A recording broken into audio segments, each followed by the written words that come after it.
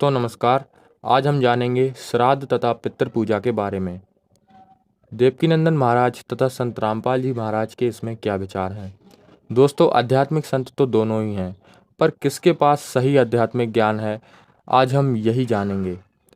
और कौन शास्त्रों के अनुकूल साधना बताते हैं तथा कौन शास्त्रों के विरुद्ध साधना बताते हैं, यह भी जानेंगे।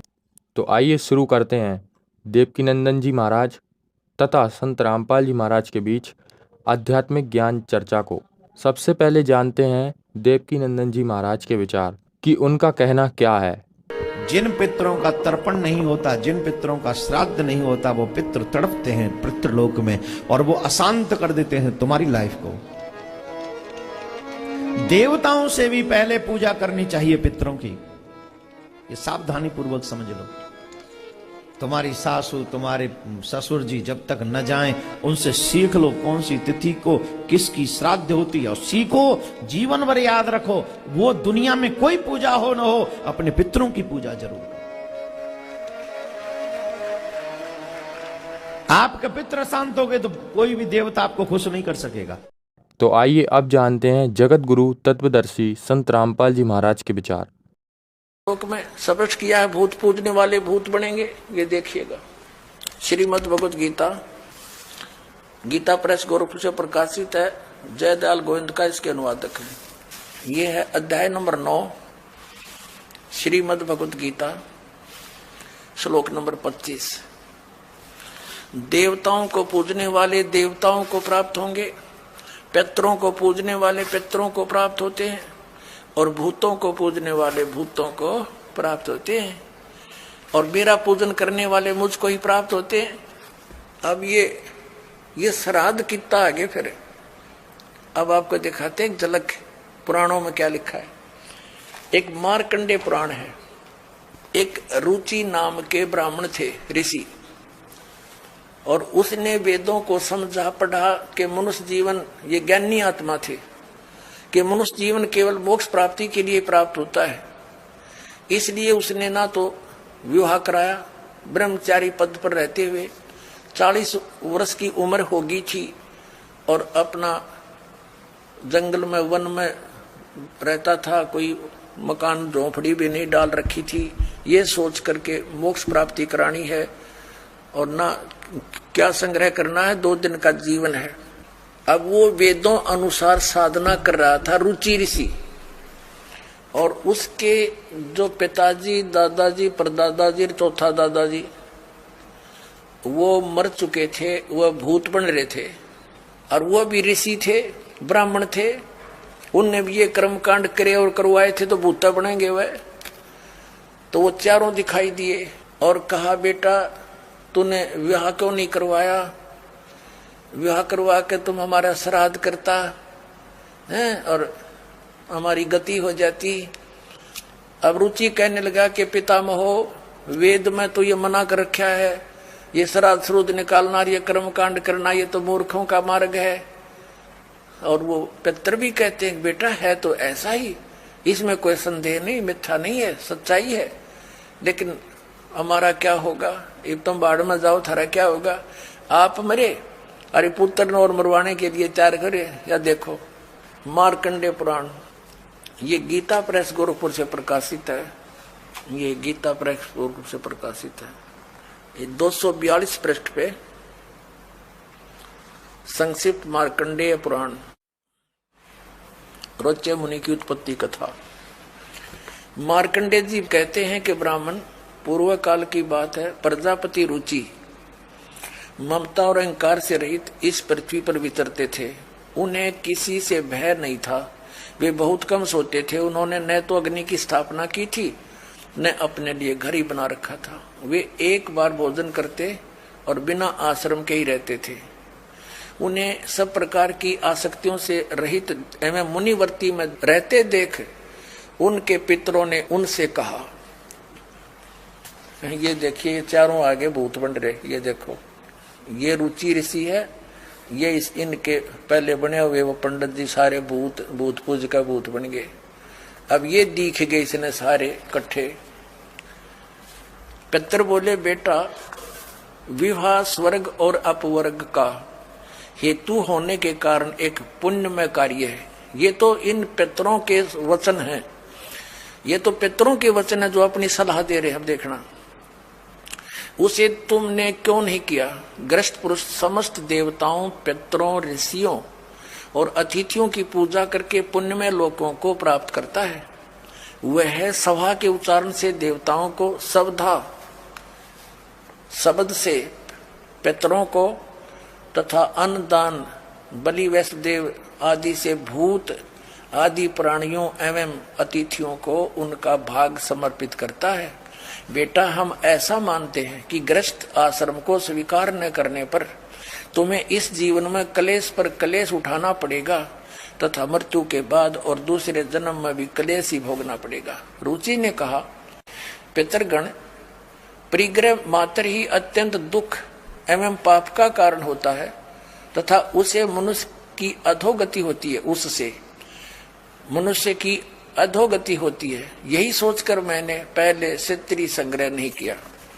अब यहां देखो, पितर बोले, बेटा, जितेंद्रिय होकर आत्मा का प्रक्षालन करना उचित है, किंतु तुम जिस मार्ग पर चल रहे हो वह मोक्ष मार्ग है।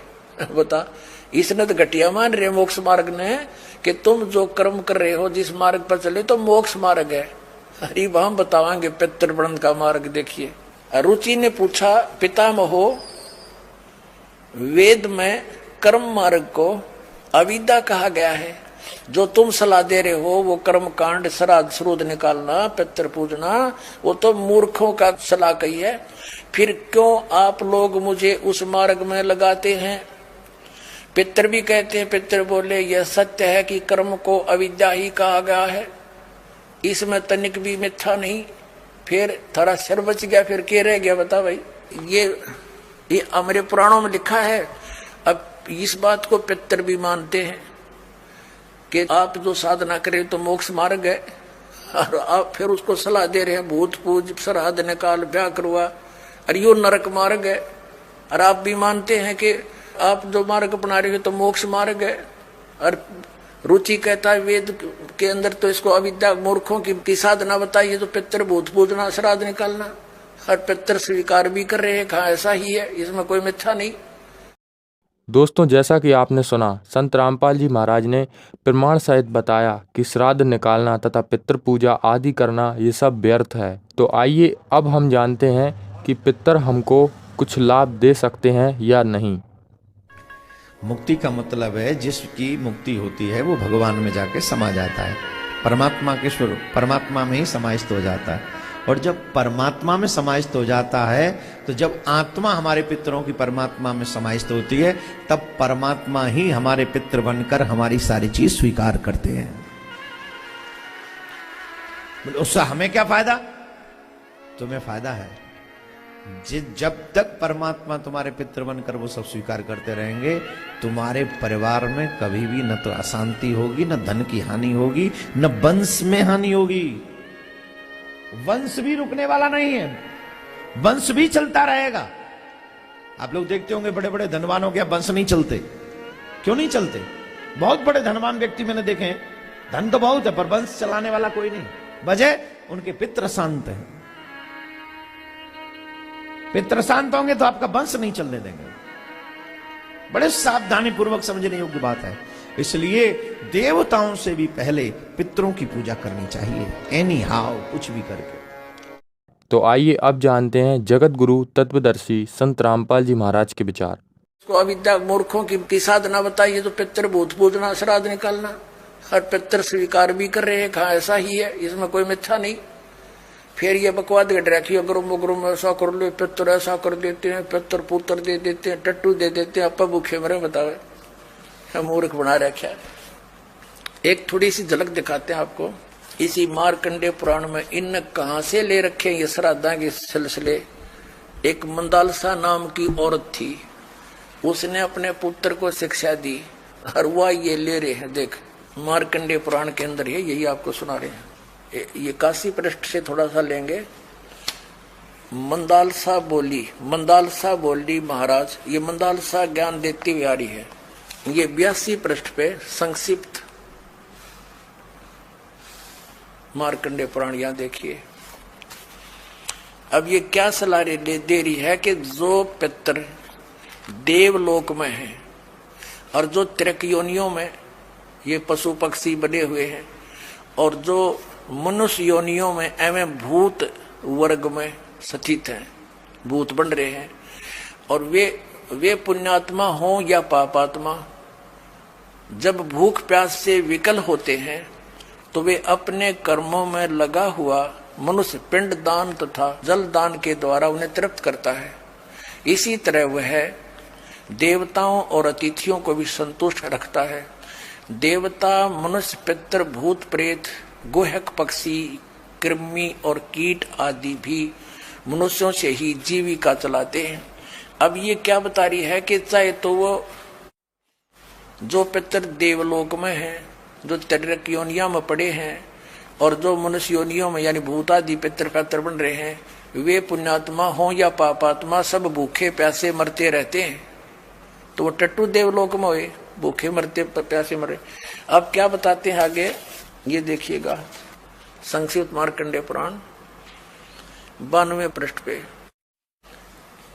इनमें से जो नरक में निवास करते हैं, जो पशु पक्षी की योनियों में पड़े हैं तथा जो भूत प्रेत आदि के रूप में स्थित हैं, उन सब को विधि पूर्वक श्राद्ध करने वाला यजमान तृप्त करता है। कैसे करता, सुनो। मनुष्य पृथ्वी पर जो अन्न बिखेरते हैं, उनसे पिशाच योनि में पड़े पितरों की तृप्ति होती है, जो जमीन पर दाने डाल देते हैं। बेटा, स्नान के वस्त्र से जो जल पृथ्वी पर टपकता है, उससे वृक्ष योनि में पड़े हुए पितर तृप्त होते हैं। जो रूख वृक्ष बन गए, उन नन्यों का नाक जो वस्त्र ने छोड़ दिए ना, वो वृक्ष योनि में पड़े हुए तृप्त हो जाएंगे। अरे भले आदमियों, एक बार क्या था, परमात्मा कबीर जी काशी में गंगा घाट पर चले गए। गंगा का एक घाट बना हुआ है, वहां पर ये ब्राह्मण लोग सूर्य को यानी ऐसे सूर्य की तरफ मुंह करके गंगा से जल उठावें और वहीं डाल दें। कबीर साहब बढ़कर उसमें गंगा में घुटनों पानी में और ऐसे नौकरन लगे, गंगा के जल को पटरी पर फेंक रहे पूरी स्पीड। अब वो सारे पंडित जी अपना काम छोड़ कर कबीर साहब की ओर देखने लगे। कहने लगे, वो कबीर ये क्या कर रहा तू? कबीर जी बोले, आप क्या कर रहे हो? मैंने ना पूछा, तुम क्यों पूछ रहे हो मेरे से? पहले आप बताओ आप क्या कर रहे हो? कि हम अपने पितरों को स्वर्ग में जल भेज रहे हैं।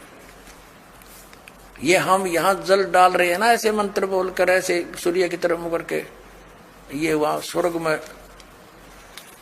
हमारे भूखे प्यासे पितरों को जल प्राप्त होगा। परमात्मा बोला, मैंने एक बगीची लगा रखी अपनी झोपड़ी के आगे, और मैं उस झोपड़ी को उस बगीची को सींच रहा हूं। फिर मंड के करड़े हो गए।